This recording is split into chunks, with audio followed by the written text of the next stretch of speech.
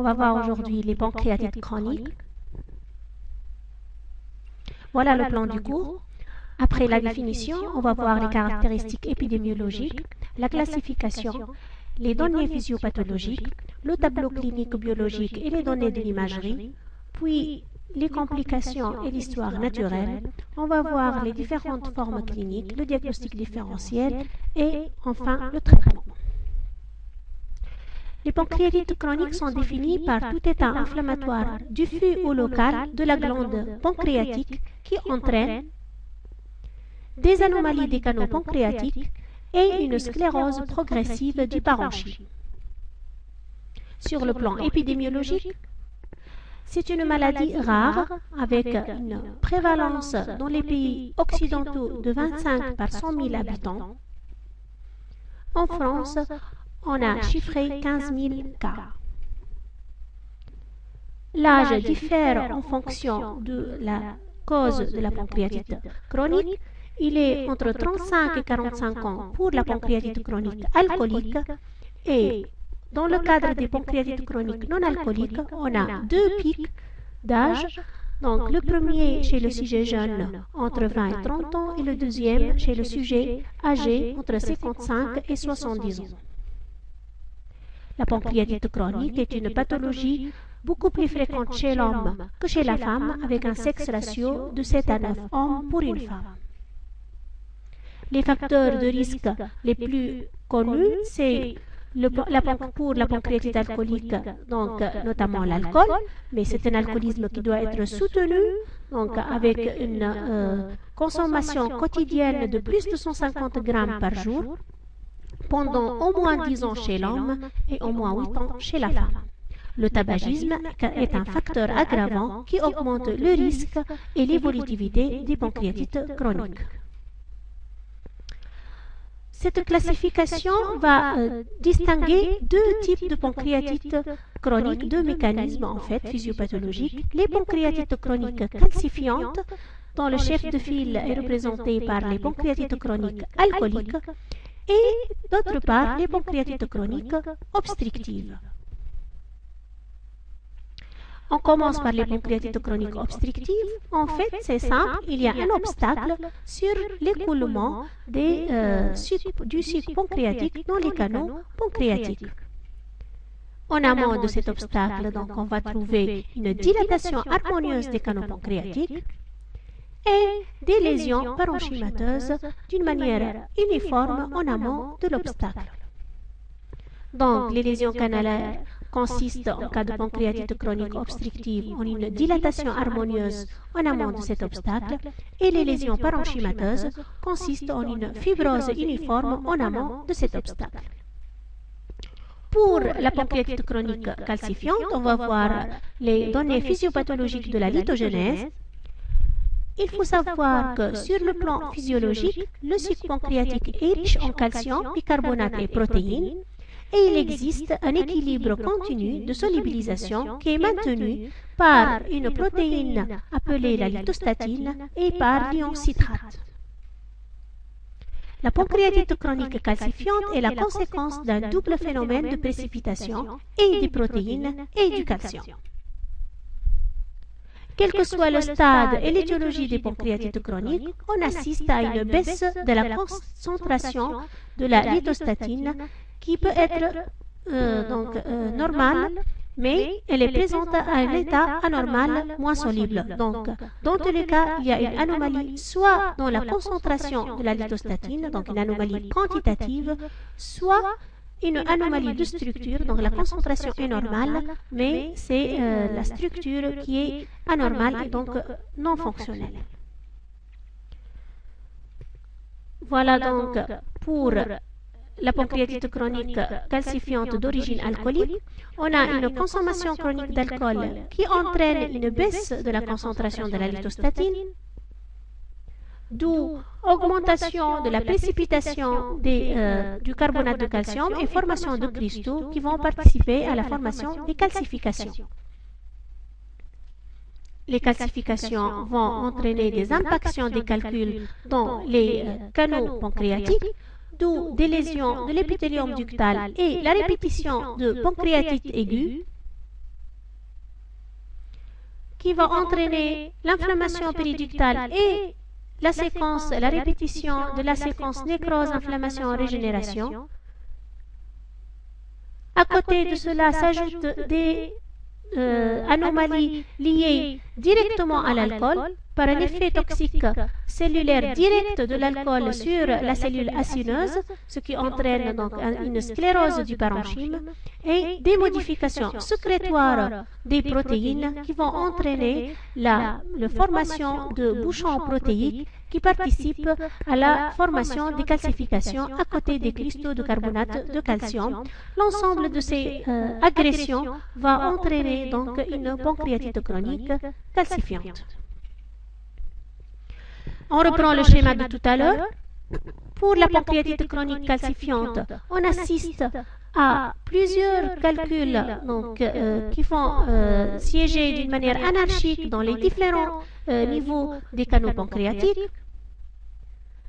Donc, il en résulte, pour les lésions canalaires, une atrophie épithéliale et une sténose fibreuse qui va être séparée en amont par une dilatation. Et donc, on va avoir un aspect, ce qu'on appelle l'aspect moniliforme, c'est la succession de sténose et de dilatation des canaux pancréatiques.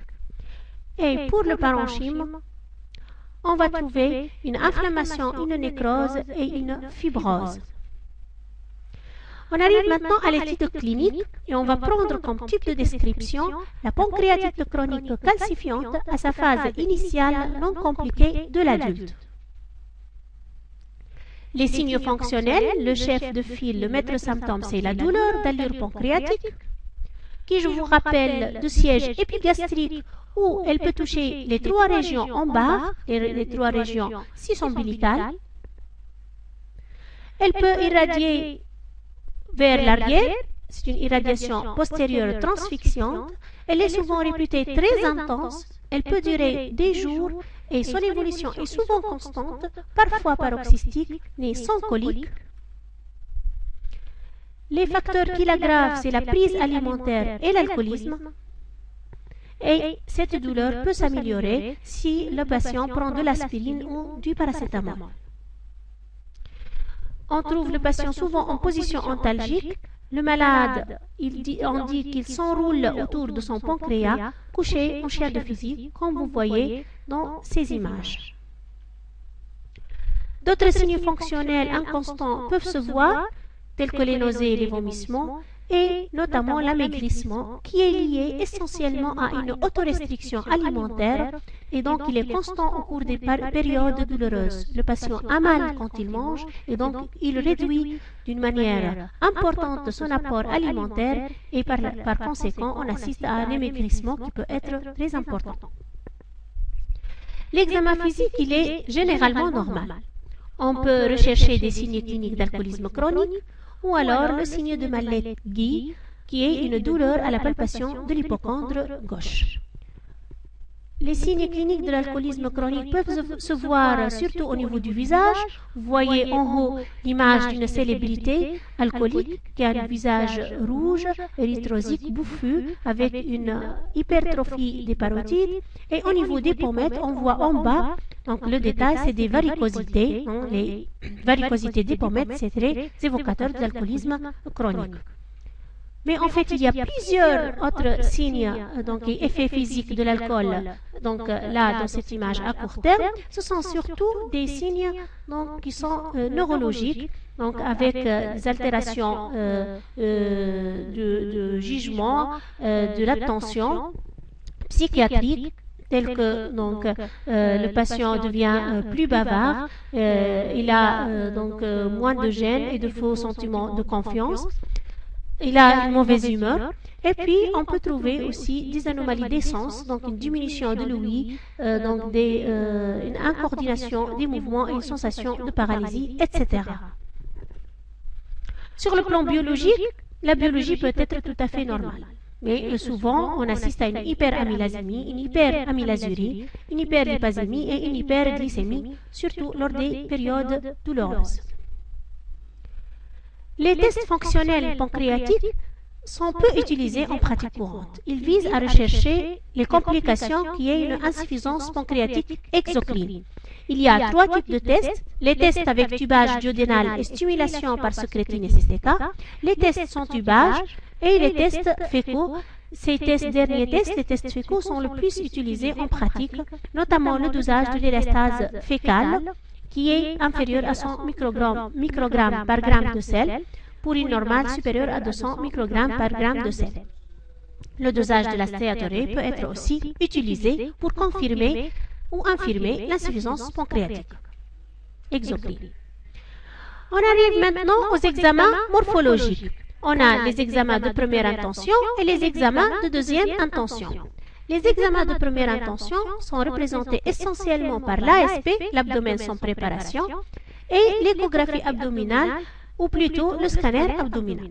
Les examens de deuxième intention sont représentés par l'écho-endoscopie, la CPRM pour cholangio-pancréatographie par résonance magnétique et la CPRE, cholangio-pancréatographie rétrograde par voie endoscopique.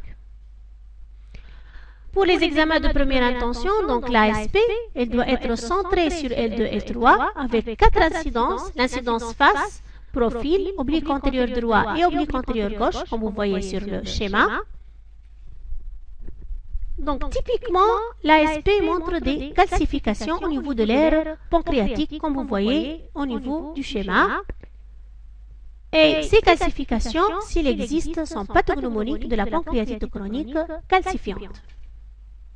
Voilà des clichés d'ASP où on voit là entouré par jaune l'aire pancréatique et par la flèche blanche, on voit la calcification. C'est une des plusieurs calcifications qui dessinent l'aire pancréatique. Nouveau cliché, pareil, l'aire pancréatique qui est grossièrement dessinée par des calcifications qui sont de taille variable, mais souvent de grande taille, et donc qui siègent à ce niveau. Si on a ça, on n'a pas besoin d'autres explorations pour confirmer la pancréatite chronique. L'échographie abdominale, si l'ASP est normale, qu'est-ce qu'elle va nous montrer? Elle permet d'apprécier le volume de la glande, son écostructure, le calibre du Wirsung, ainsi que, éventuellement, elle va mettre en évidence les calculs.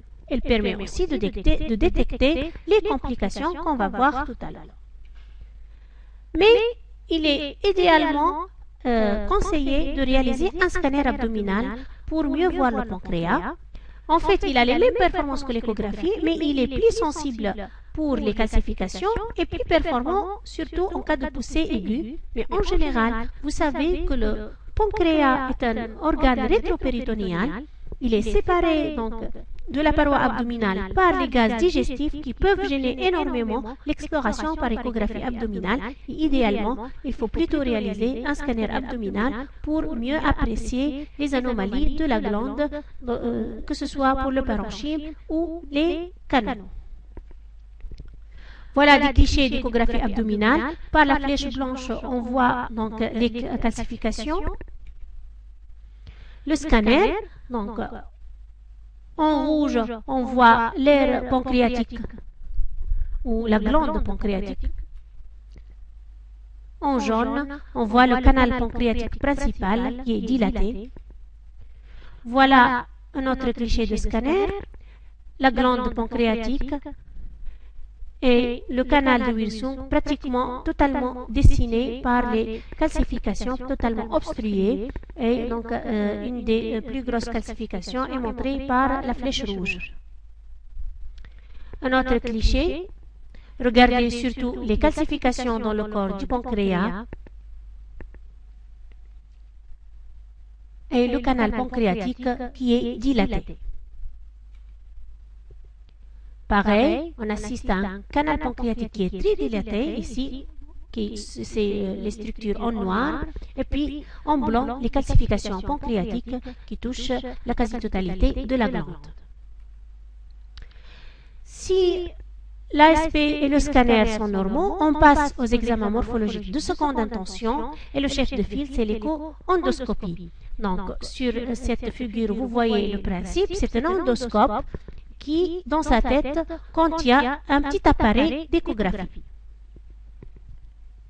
Les signes donc, à l'écho-endoscopie sont de type parenchymateux et canalaire. Au niveau du parenchyme, on va trouver une lobularité augmentée avec un aspect en rayon de miel. Et au niveau des canaux, on assiste à une dilatation du canal pancréatique principal qui dépasse 3,5 mm à paroi hyperéchogène, une dilatation des canaux secondaires de plus de 1 mm, des irrégularités du canal pancréatique principal et des foyers hyperéchogènes intracanalaires. L'intérêt de l'écho-endoscopie réside surtout dans les formes débutantes. Dans les formes évoluées où l'ASP et où le scanner montre déjà des signes en faveur de pancréatite chronique, là, l'écho-endoscopie n'a aucune place. Voilà un exemple d'écho-endoscopie. En bleu, c'est la sonde.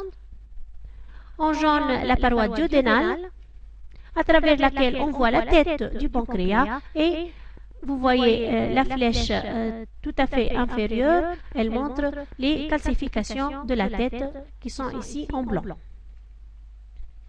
D'autres clichés, mais cette fois-ci pour le corps et la queue du pancréas, donc en jaune la sonde. Par la suite, à travers la paroi de l'estomac, on va voir le corps et la queue du pancréas en rouge et le canal de Wilsung qui est donc ici un peu dilaté.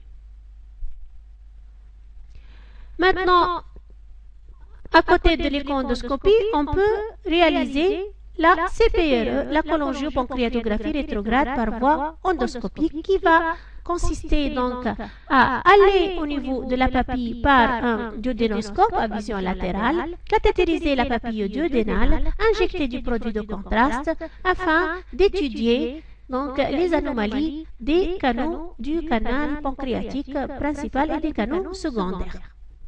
En fait, cet examen est actuellement largement suppléanté par la cholangiopancréato-IRM. C'est un examen qui reste invasif avec des risques importants, notamment de pancréatite aiguë, surtout sur ce terrain. Et donc, actuellement, il est de plus en plus réservé à des fins thérapeutiques. Par exemple, en même temps, on va dilater une sténose et ou enlever un calcul ou mettre en place une prothèse. La dilatation canalaire diffuse visible ici par cet examen de CPRE. On voit en rouge le duodénoscope, puis on voit la queue du pancréas en jaune, et en bleu, vous voyez le canal pancréatique principal qui est tortueux, dilaté.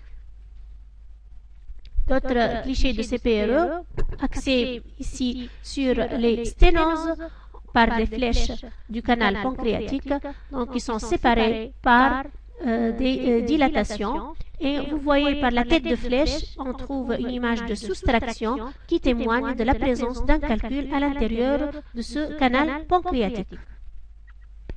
D'autres images de calcul de la queue, donc des images de soustraction arrondies qui sont montrées ici par les flèches jaunes. Maintenant, donc, on va voir la CPRE qui montre, tout comme la CPRE, les anomalies du signal de la glande pancréatique et notamment les anomalies canalaires permettant une cartographie précise et non invasive. Dans les formes débutantes, la CPRL peut être normale malgré donc, une pancréatite chronique authentique. Dans ce cas-là, on peut s'aider de l'injection de sucrétine pour améliorer la sensibilité de cet examen et permettre la visualisation des canaux secondaires. Voilà des clichés de CPRM où vous voyez surtout dans le dernier cliché, donc en bas et à gauche, avec des flèches, les sténoses du canal pancréatique. Vous voyez donc au détail un cliché, on va montrer là en rose le duodénum, en jaune la voie biliaire, en bleu la vésicule biliaire et en rouge on voit le canal pancréatique montré par la flèche. En vert, cette perte du signal est témoin de la présence d'une sténose. On arrive maintenant aux complications qui sont nombreuses. Les plus fréquentes sont représentées par la poussée de pancréatite aiguë ou les poussées de pancréatite aiguë et les pseudokystes.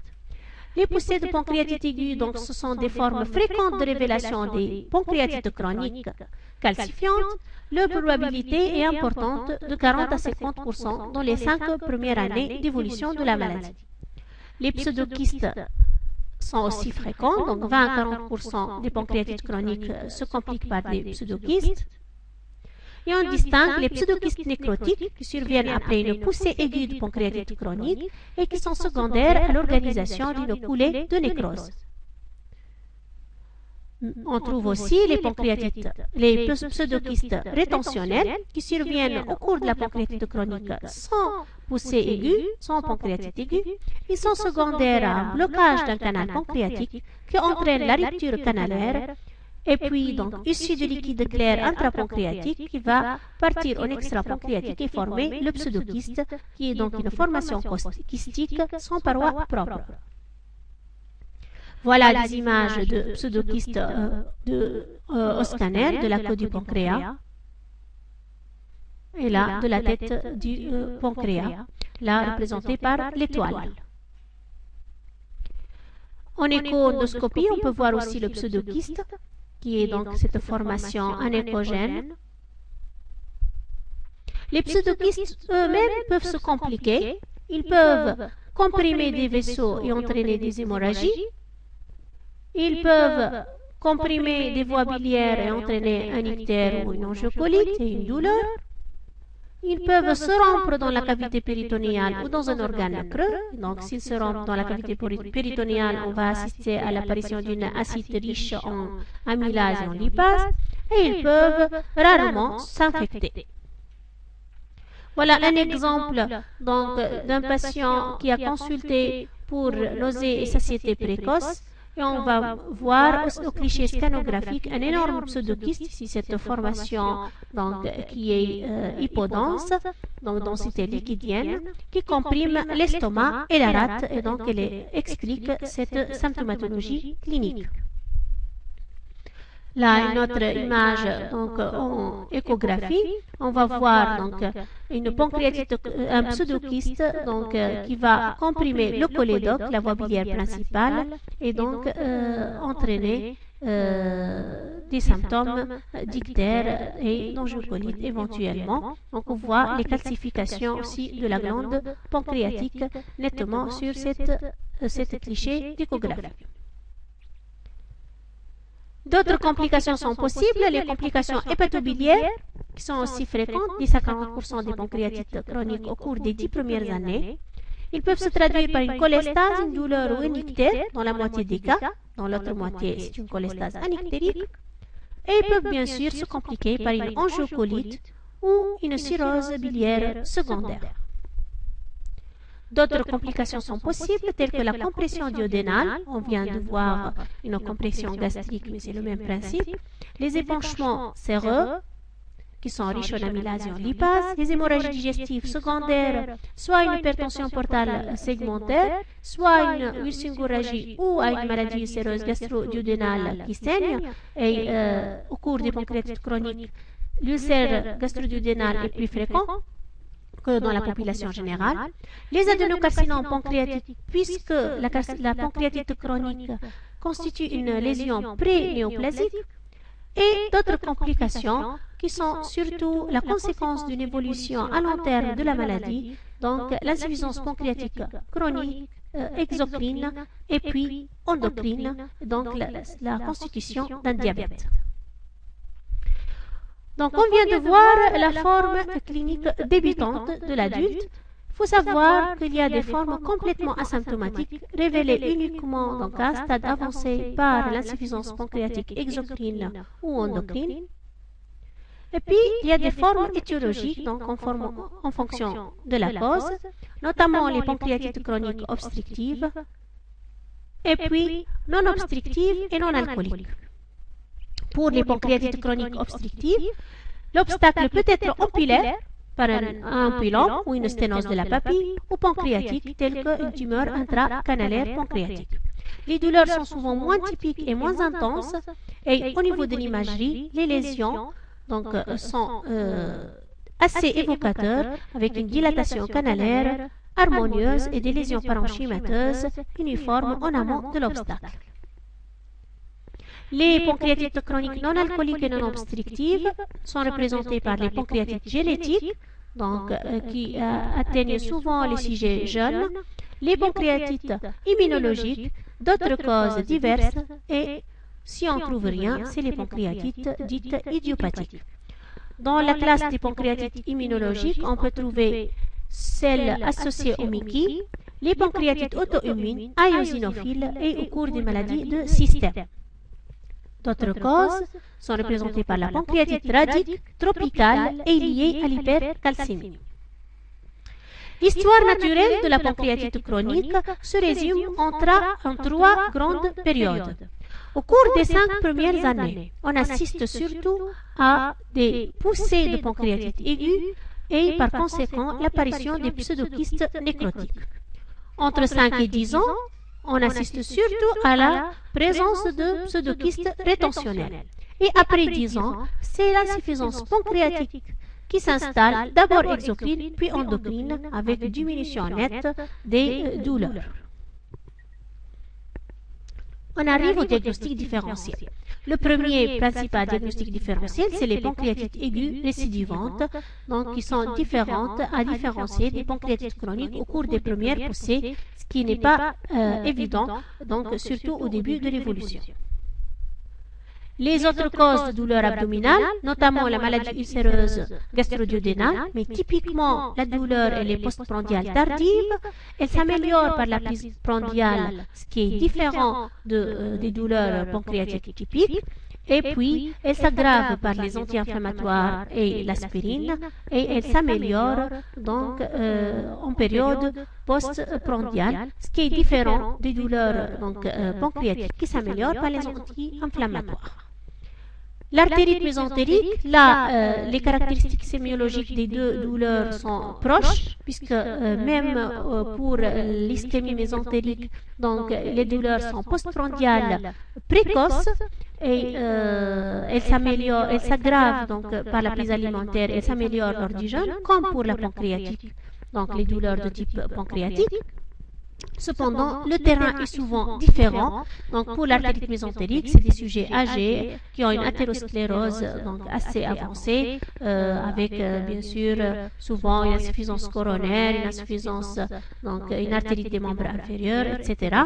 Par contre, pour la pancréatite, c'est le plus souvent, surtout pour la pancréatite alcoolique, c'est des sujets jeunes qui n'ont pas donc d'un terrain vasculaire. En fait, le grand problème du diagnostic différentiel au cours des pancréatites chroniques, c'est le cancer du pancréas. Surtout quand la pancréatite chronique est de forme pseudotumorale, donc on est parfois amené à réaliser des résections pancréatiques qui peuvent être même donc des DPC, des duodénopancréatectomies donc corporeales, pardon, donc une résection de duodénopancréatique céphalique pour un doute de diagnostic entre pancréatite chronique et cancer du pancréas. Donc, parfois, l'imagerie ne suffit pas pour résoudre ce problème. Et puisque la pancréatite chronique peut faire le lit du cancer du pancréas, on ne peut pas faire la différence. Et donc, c'est un diagnostic différentiel qui nous expose à des situations cliniques parfois très difficiles. Le traitement maintenant, les bases du traitement, il a 3 objectifs essentiels. D'abord, traiter la douleur. Deuxièmement, traiter l'insuffisance pancréatique, la maldigestion et le diabète. Et troisièmement, traiter les complications. Il y a 4 méthodes de traitement pour la douleur: le traitement médical, radiologique, endoscopique et chirurgical. Pour le traitement médical, d'abord, la première étape, c'est le sevrage de l'alcool, c'est l'abstinence vis-à-vis de l'alcool. Ça peut résoudre le problème des douleurs. Mais souvent, on a le recours aux antalgiques de paliers différents, donc ascendants en fonction de l'importance de la douleur. Et on peut aussi utiliser les extraits pancréatiques, qui sont des enzymes pancréatiques qui peuvent aider à la sédation de la douleur.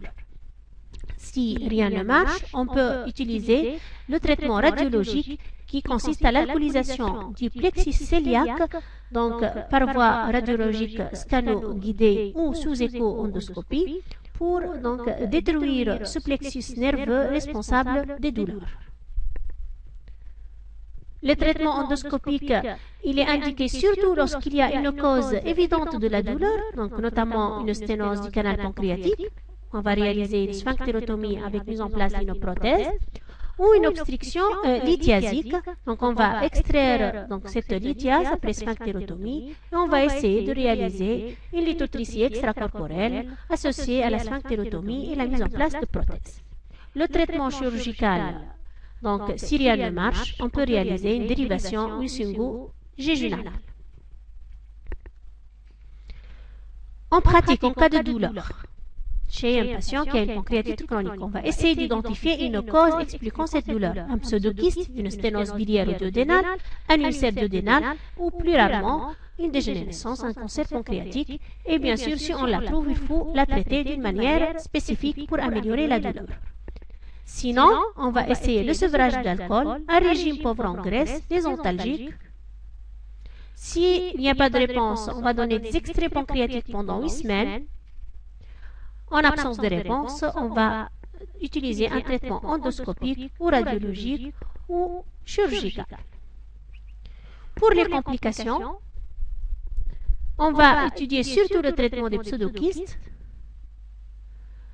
Il y a plusieurs méthodes. D'abord, le drainage percutané radiologique sous scanner, soit un drainage endoscopique qui peut être kystoduodénal, kystogastrique ou transpapillaire, ou un drainage chirurgical par anastomose kystogastrique, duodénale ou jéjunale. On ne traite pas tous les pseudokystes. Les pseudokystes asymptomatiques intrapancréatiques et de moins de 4 cm doivent être surveillés. Mais si le pseudokyste est asymptomatique mais il est extrapancréatique ou il a une taille supérieure à 4 cm, on doit le traiter. Et s'il reste symptomatique pendant plus que 6 semaines ou il se complique, il faut le traiter. En conclusion, donc, la pancréatite chronique, c'est une pathologie qui touche surtout l'homme qui a un alcoolisme chronique.